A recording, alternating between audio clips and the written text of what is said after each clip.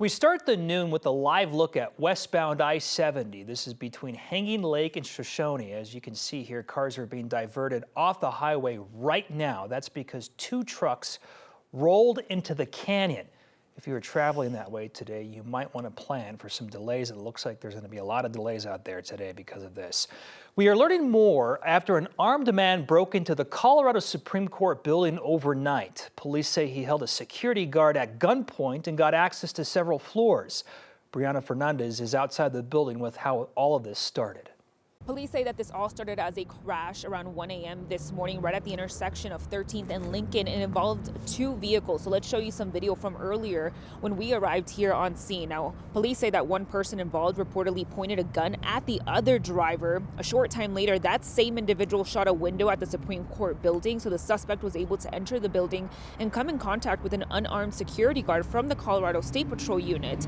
The individual held the security guard at gunpoint and demanded access to other parts of the building, so the suspect was able to obtain the keys from the security guard and go into other parts of the building and access several floors. Now, police say that that suspect was able to make his way up to the 7th floor, where he fired additional shots inside of the building. And around 3 a.m., 2 hours later, the suspect called 911 and surrendered. That man was taken to a local hospital, and he is now in custody.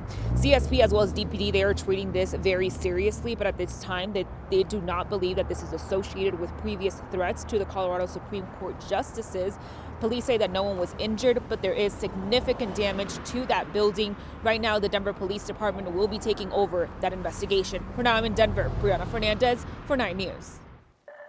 All righty, taking a live look at Greeley right now. The sun is shining today, but things are about to change as they always do. And potential snow, is headed our way later this week. Chris, you've been tracking some potential changes later this week? And I'm going to say this, Jeremy. It looks like we're going to be entering a prolonged, long and cold stretch here. Prolonged. So if you like these 40s right now, like this kind of fake winter we've had for the last 6 weeks or so, that's all about to change. So yes, we are talking about the potential for maybe 2-3 weeks worth of highs in the 20s and 30s and multiple snow chances starting on Thursday. But until then, hey, we got lots of sunshine through tomorrow, but enjoy it while we've got it. Light snow looking more and more likely for Thursday night and Friday morning. Not a huge storm, but enough to affect maybe that Friday morning commute, and more snow looking likely for next week. Now, those temperatures right now, we're in the 40s already for us here in Denver, 44 at DIA, 44 here in the 90s backyard, so it's pretty comfortable out there. By the way, our average high for today is 44 degrees, so we're already right around there. And then for today, we've got a few more degrees to go, so we'll get up to near 50 degrees, lots of sunshine. Enjoy the nice, sunny, and mild weather. As I mentioned, we've got some changes just around the corner. But those 40s for us here on the Eastern Plains, 30s for the most part into the high country for those high temperatures for today. AC Doppler radar is quiet right now. What you're seeing, that is not cloud cover, that is snow being reflected back up to the satellite. End-to-end sunshine across the state for our day today. Tomorrow, though, we start to see a little bit of cloud cover move its way on in. Highs once again in the upper 40s for us here in Denver and across most of eastern Colorado. But then looking ahead to Thursday and Friday, looks like a couple inches of snow possible for us for that Thursday night into Friday time frame. I'll outline that, and then another chance for snow next Sunday, Monday, and another chance for snow after that for next week. All of that coming up in the full forecast in a couple minutes. Lots to talk about. All right, thank you, Chris.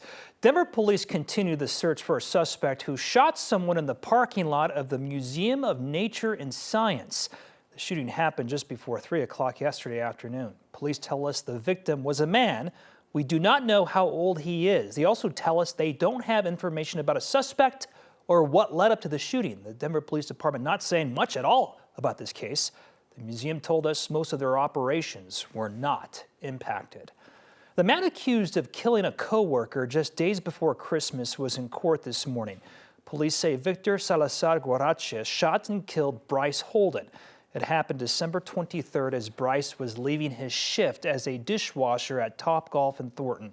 According to the arrest affidavit, Salazar Guarache left work early, drove around the parking lot, then got out of his car and shot at Bryce as well as his coworker.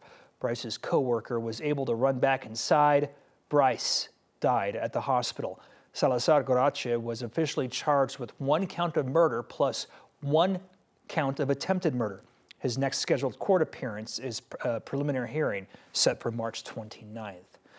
And the mom from Colorado Springs, accused of killing two of her children, will stay in the UK for at least a month.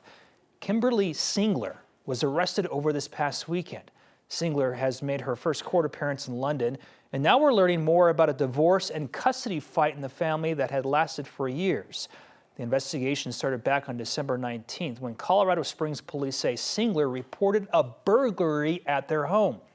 Police found a 9-year-old girl and a 7-year-old boy dead. Singler and her 11-year-old daughter were injured. Over the course of the next week, investigators went from considering Singler a victim to a suspect. When they tried to arrest her, she was gone. Police tracked her to the UK over the weekend, and court documents show Singler and her ex-husband, Kevin Wentz, had been in a long legal battle for at least 5 years. In November, a judge granted a temporary protection order after Singler said her ex pulled a knife and threatened her. An attorney for Wentz says that never happened. Singler is awaiting for her extradition hearing set for the end of this month. A passenger plane burst into flames as it landed at the Tokyo airport. It collided with a Coast Guard aircraft. 5 crew members have been killed. They were delivering aid to earthquake victims. And all 379 passengers and crew members were able to make it out of the Japan Airlines plane. The collision happened right on that runway there.